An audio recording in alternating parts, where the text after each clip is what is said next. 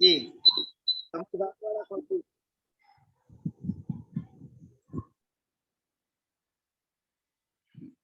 बंधुओं, द्रव्य संग्रह ग्रंथ में जीव शरीर प्रमाण बराबर है, इसकी चर्चा चल रही है। और जीव की पहचान व्यवहारने से शरीर के माध्यम से होती है। जो जिस शरीर को धारण किए हुए होता है उस शरीर के प्रमाण स्वरूप होता है। लेकिन आचार्य भगवंत कहते हैं समुद्र घात को छोड़कर, समुद्र घात की अपेक्षा में इसके आत्मा के प्रदेश शरीर से बाहर निकल जाते हैं। लेकिन वास्तविक शरीर में जहां ये इसके प्रदेश रहते हैं, यह जीव उतने ही बराबर का कहलाता है व्यवहारने से। लेकिन निश्चयने से यह असंख्यात प्रदेश वाला है, इसलिए इसको असंख्यात प्रदेशी कहते हैं, ऐसा जानना चाहिए। अब गाथा में शब्द आया था असमूहादो, समुद्र घात को छोड़कर। अर्थात समुद्र घात में क्या होता है, कैसी परिणति होती है? तो प्राय करके समुद्र घात का मतलब है कि मूल शरीर मचंडी है, उत्तर देह से जीव निगमनम, माने मूल शरीर को छोड़कर उत्तर देह के लिए जो गमन होता है उसको समुद्र घात कहते हैं। तो ऐसे समुद्र घात को छोड़कर असमूहादो, समुद्र घात को छोड़कर व्यवहारने से ये जीव अणुगुरु देह पमाणु, अणु माने छोटा, गुरु माने बड़ा, अपने अपने शरीर के परमाणु बराबर होता है। उपसंगारप सपदोचेदा, संकोच और विस्तार गुण के कारण, जैसे दीपक के ऊपर बर्तन रख दिया जाता है तो दीपक का प्रकाश उस बर्तन के अंदर समायोजित हो जाता है, संकुचित हो जाता है। ऐसे ही आत्मा के प्रदेश अगर अणु माने छोटे से शरीर के पास में रहते हैं तो संकुचित हो जाते हैं, और मत्स्य के शरीर में जाते हैं तो विस्तार को प्राप्त हो जाते हैं। और निश्चय ने तो असंख्य देशों वा, और निश्चय ने से जो असंख्यात प्रदेश वाला है, ऐसा जानना चाहिए। तो गाथा में जो असमूहादो आया है कि समुद्र घात को छोड़कर, तो 7 समुद्र घात के भेद आपके बीच में दर्शाए गए। चित्र बहुत बढ़िया बना हुआ है। ये बीच वाला जो स्थान है, बीच में जो बैठे हुए हमारे सिद्ध भगवान है, जो हमारी आत्मा है, उसकी गिनती नहीं करना है, क्योंकि वो तो बैठा हुआ है, मूल शरीर वही है, मूल शरीर यही है। और इस मूल शरीर से वेदना समुद्र घात के लिए ऊपर चला गया, कसाय समुद्र घात के लिए साइड में आ गया, विक्रिया समुद्र घाट के तरफ। फिर इस प्रकार से जो चित्र बनाए गए हैं, ये 7 समुद्र घात की समय में इसके आत्मा के प्रदेश सर्वलोक में व्याप्त हो जाते हैं। तो इसीलिए शर्त रखी है कि उस समुद्र घात की अपेक्षा को छोड़कर, क्योंकि इस मूल शरीर यहाँ रहता है, मूल शरीर से संबंध उनका जुड़ा हुआ रहता है। आज के समाचार अगर आप लोग सुन रहे होंगे, आज के समाचार में, गुजरात के समाचार में कोई करंट लगा किसी को, और एक व्यक्ति को करंट लगा, उस करंट के कारण दूसरा उसको छुड़ाने के लिए जाता है तो दूसरा भी चिपक जाता है, और तीसरा जाता है तो तीसरा भी चिपक जाता है। ये समाचार आज के पृष्ठ में पेपरों में आप लोगों ने पढ़ा होगा कि एक ही परिवार के न जाने कितने सदस्य उस करंट लगने के कारण अपनी लीला समाप्त कर देते हैं। बस यही प्रसंग यहाँ पर समझना है कि जैसे करंट लगा हुआ है, अब करंट जिसको लगा उसको स्पर्शित बिजली ने उसको पकड़ा, और उसको बचाने के लिए उस व्यक्ति को जिसने पकड़ा तो उसको भी करंट ने स्पर्शित कर लिया। ऐसे ही आत्मा के प्रदेश जब शरीर से बाहर निकलते हैं तो यहां से उनका करंट जुड़ा रहता है। और यहां पर मान के चलो कोई मुनिराज है, ध्यानस्थ बैठे हुए हैं, कोई सामान्य श्रावक है बैठा हुआ है, लेटा हुआ है, और समुद्र घात की अपेक्षा में उसके आत्मा के प्रदेश बाहर गए हों और उस समय यहाँ पर उसके ऊपर उपसर्ग हो जाए, कोई आपदा उसके ऊपर आ जाए और आत्मा के प्रदेश बाहर रहेंगे और यहाँ उसके ऊपर कोई आपत्ति विपत्ति आ जाए, तो जैसे ही उसके ऊपर आपत्ति आएगी वे पूरे के पूरे प्रदेश सीधे के सीधे यहाँ आ जाएंगे। जब तक उसके प्रदेश बाहर रहेंगे वो निर्जीव सा लगेगा, वो ना आपकी घटना दुर्घटना से समझ पाएगा कि क्या हुआ और क्या नहीं हुआ। लेकिन जैसे ही बाहर गए प्रदेश अंदर आ जाएंगे, फिर उसके शरीर में वेदना पीड़ा जो भी है सब होना चालू हो जाएगा, उसके पहले नहीं। तो ऐसे ही समुद्र घात की अपेक्षा में कल हमने आपको वेदना के बारे में समझाया, आज कसाय समुद्र घात की अपेक्षा समझना है। और विशेषकर कसाय समुद्र घात के बारे में इसलिए समझना है आपको, हमारे आचार्य भगवंतों ने भगवती आराधना आदि ग्रंथों में समाधि और संलेखना की चर्चा की गई है। और समाधि और संलेखना के समय में समाधि दो प्रकार की होती है, संलेखनाएं दो प्रकार की होती हैं और दोनों को पालन करना चाहिए। लेकिन आज प्राय करके एक का ही पालन समाधि संलेखना लेने वाले करते हैं। वे दो चीजें हैं, एक तो कसाय संलेखना और एक शरीर संलेखना।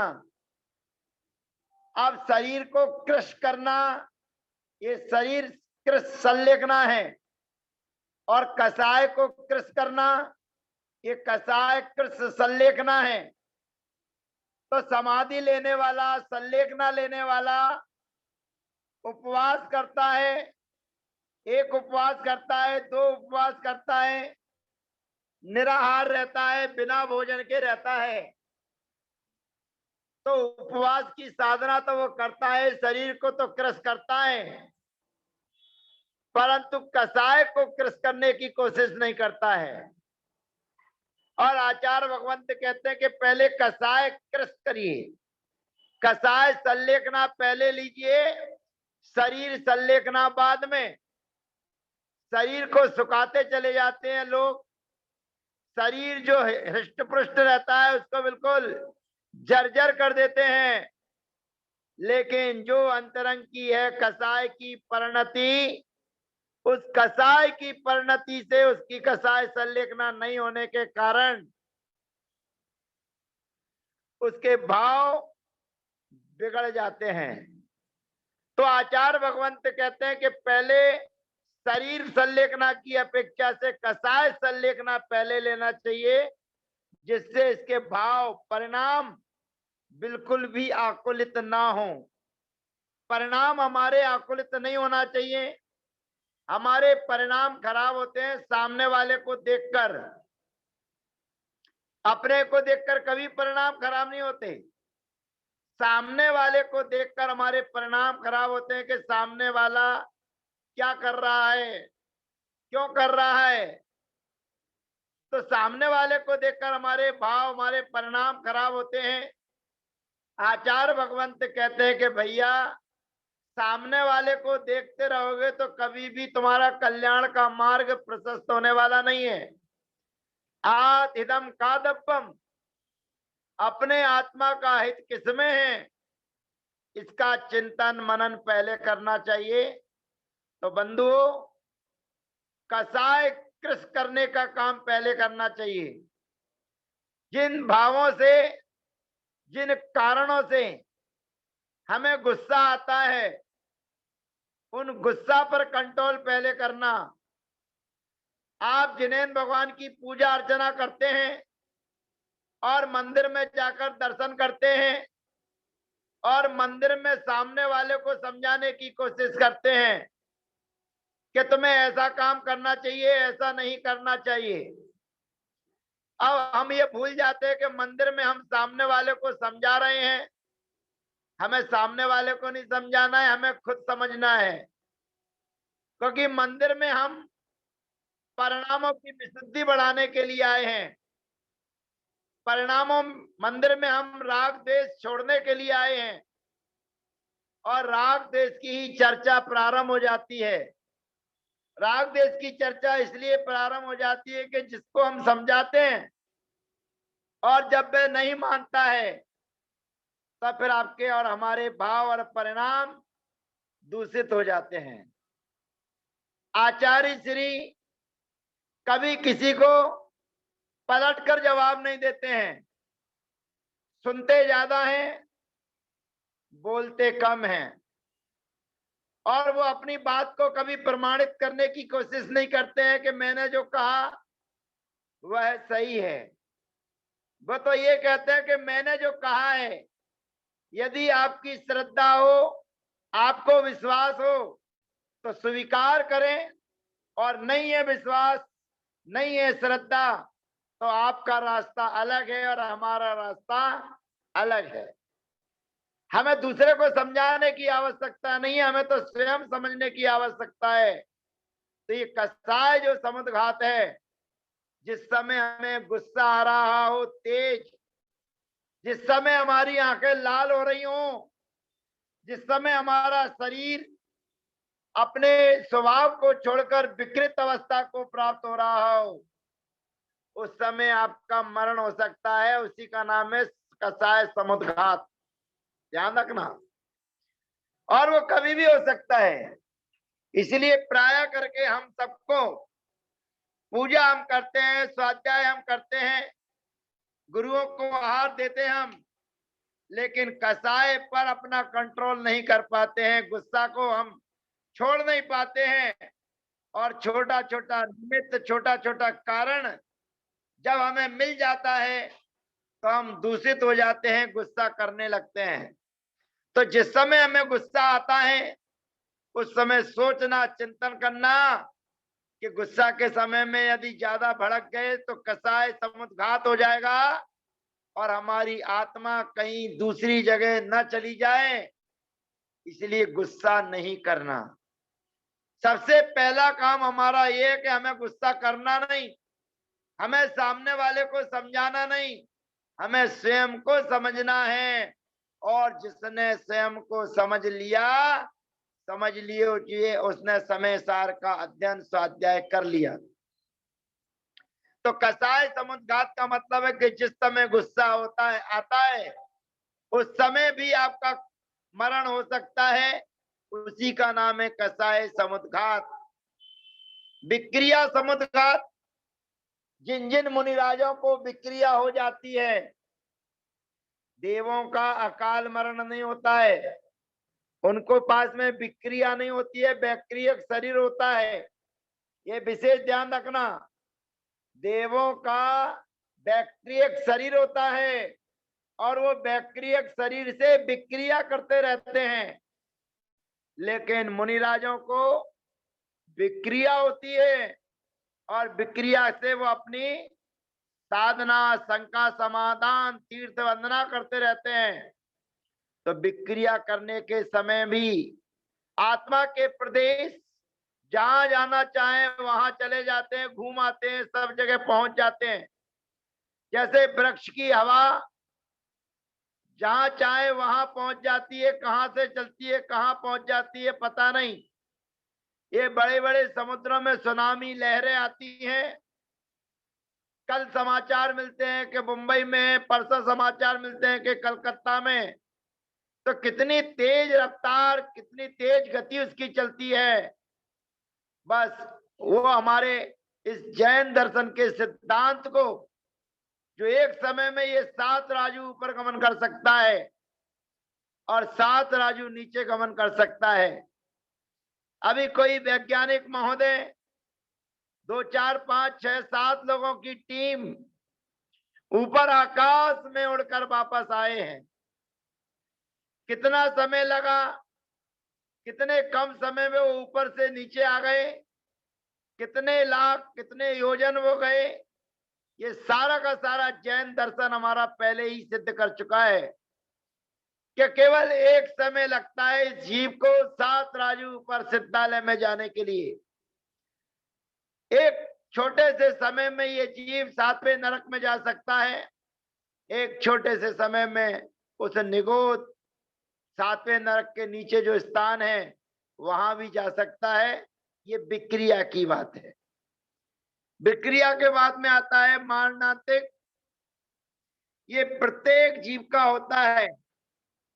मरण करने के पहले, मरण के समय जिस जीव का आयु कर्म पूरा हो जाता है, आयु कर्म पूरा होने का समय आ जाता है, उस समय उसके आत्मा के प्रदेश जहां उसको जन्म लेना है वहां जाकर स्पर्शित करके आता है, फिर यहां से मरण को प्राप्त होता है। इसको कहते हैं मारणांतिक समुद्घात।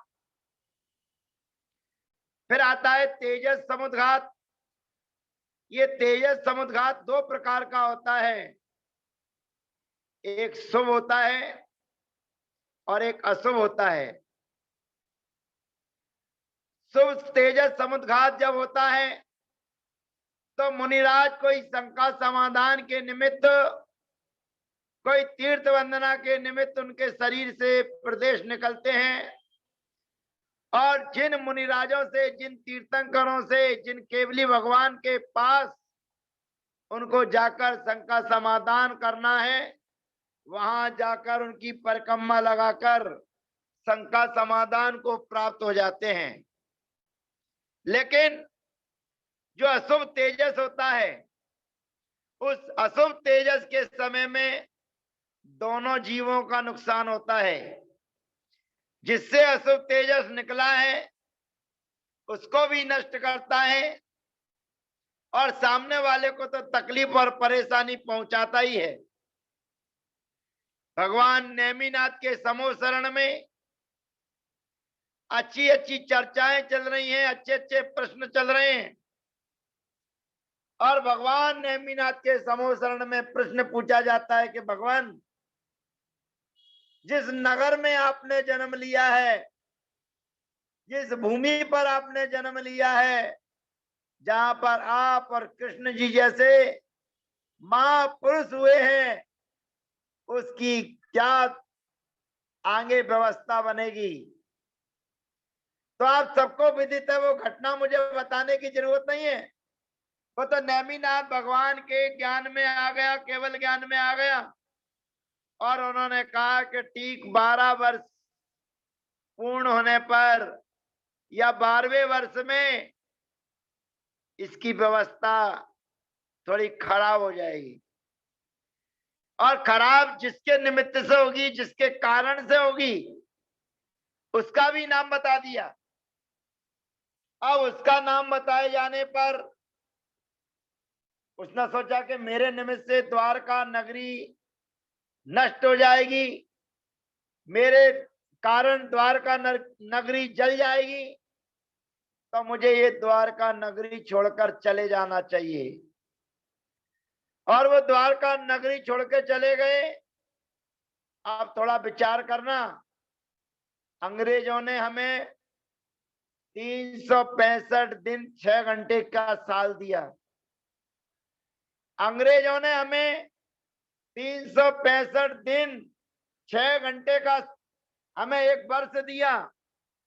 इसीलिए 4 वर्ष पूरे होते हैं तो 6 घंटे के 24 घंटे 1 दिन हो जाता है, तो 29 फरवरी आ जाती है।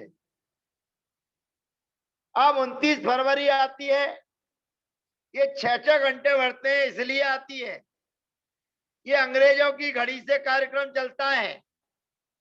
सारे का सारा जितना भी ज्योतिष चक्र आज हमारे और आपके बीच में है, वो सीधा का सीधा इंग्लैंड से चल रहा है और इंग्लैंड की घड़ी में वहां से रेखांश और अक्षांश प्रसारित होते हैं और वहां का जीरो है। वहां से 360 डिग्री का ये लोक में भ्रमण चलता रहता है, जिसे 12 राशियां और 27 नक्षत्र कवर करते हैं। ये सारा का सारा सेंटर इंग्लैंड से चलता है, क्योंकि उनका राज रहा, उनका शासन ज्यादा रहा। लेकिन ज्योतिष चक्र ये कहता है कि जो एक साल होती है, उस एक साल में 10 दिन कम होते हैं।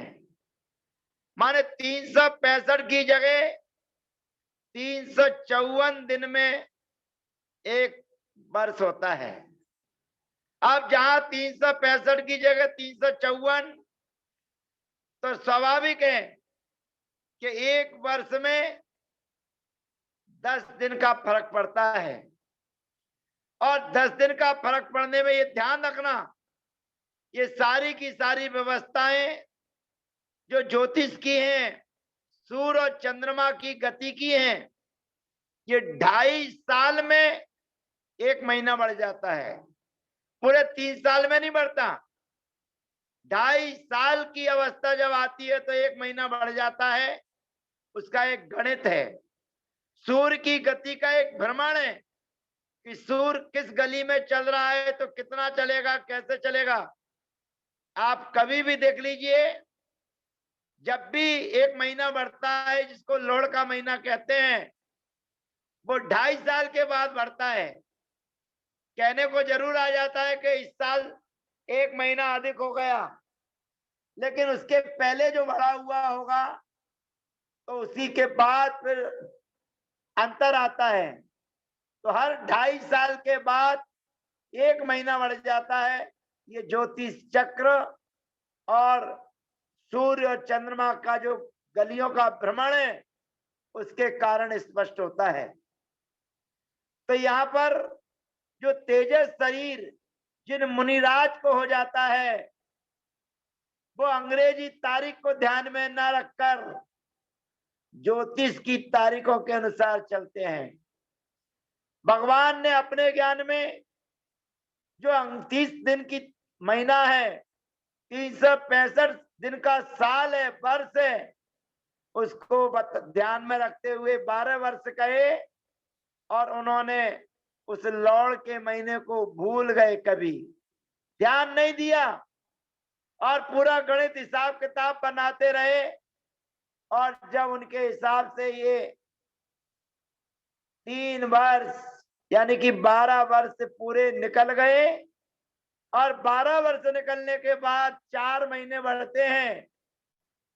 अब 4 महीने के पढ़ने के इस पीरियड में अब उन्होंने सोचा कि अब 12 वर्ष पूरे हो चुके हैं, अब द्वारका को मेरे से कोई तकलीफ नहीं होने वाली है, क्योंकि 12 वर्ष के लिए कहा था। और वो 12 वर्ष पूरे होने के बाद उस द्वारका नगरी की ओर विहार करते हुए चलने लगते हैं। इधर जो यादव वंशी थे, जिनके कारण शराब जंगलों में फेंकवा दी गई थी, जंगलों में नीचे जो गड्ढे थे, उन गड्ढों में वो शराब मिल जाती है, दिख जाती है, और वे पानी का बहाना समझकर, पानी समझकर उसको पी लेते हैं। संयोग कुछ ऐसा जुड़ जाता है कि वे द्वीपायन मुनिराज उसी जंगल में, उसी वन में आत्म साधना में लीन है, आत्म साधना कर रहे हैं, सामायिक कर रहे हैं, आत्म चिंतन मनन कर रहे हैं। उसी समय वो यादव वंशी जिन्होंने शराब पी रखी है, उस शराब के पीने पर उनको जब उनके दर्शन हो जाते हैं, और दर्शन जैसे होते हैं तो देखते, अरे ये तो वही है जिसके कारण हमें 12 वर्ष तक शराब पीने को नहीं मिली, शराब तक नसीब नहीं हुई। ऐसा सोचकर उन्होंने उनके ऊपर उपसर्ग करना चालू कर दिया। ध्यान रखना, उपसर्ग सहन करने की एक सीमा है। कब तक आदमी सहन करेगा, कब तक सोचेगा कि कर रहा है तो करने दो। लेकिन सीमा का उल्लंघन जब हो गया और उन्होंने बहुत उपसर्ग किया, बहुत कष्ट दिया, और जब सहन उनको नहीं हुआ तो कसाय भाव उनका जाग गया। ध्यान रखना, जिंदगी की साधना थोड़े से समय की कसाय ने बेकार कर दी, और इतने तीव्र कसाय में परिणाम उनके हो गए कि ये छोटे से आदमी, गिनती में थोड़े से हैं, ये मेरे को तकलीफ पहुंचा रहे हैं, ये मेरी शक्ति से अभी अनभिज्ञ है, मेरे पावर को ये समझते नहीं है, अभी दिखाता हूं इनको। और उनके पास में जो तेजस रिद्धि थी, अब उनके परिणामों में विशुद्धि नहीं है, अब उनके परिणामों में संक्लिष्टता है, और परिणामों में संक्लिष्टता होने के कारण उसका विपरीत असर होता है, और वो तेजस शरीर अशुभ रूप परिणत हो जाता है। और अशुभ रूप परिणत होकर वो जब निकलता है तो उनकी पिटाई लगाता है, उनको मारता है, पीटता है, और इतने में ही शांत नहीं रहता, वहां पर आग भी लगा देता है। आग लगाने के बाद वह पुतला तो वापस आ जाता है, या अशुभ था इसलिए वे मुनिराज मरण को प्राप्त हो जाते हैं। आगे की कहानी आपको विशेष ध्यान से सुनना है कि आग लगाने के बाद वो तेजस शरीर वापस आता है, इसी को कहते हैं वैक्रियक समुद्घात, तेजस समुद्घात।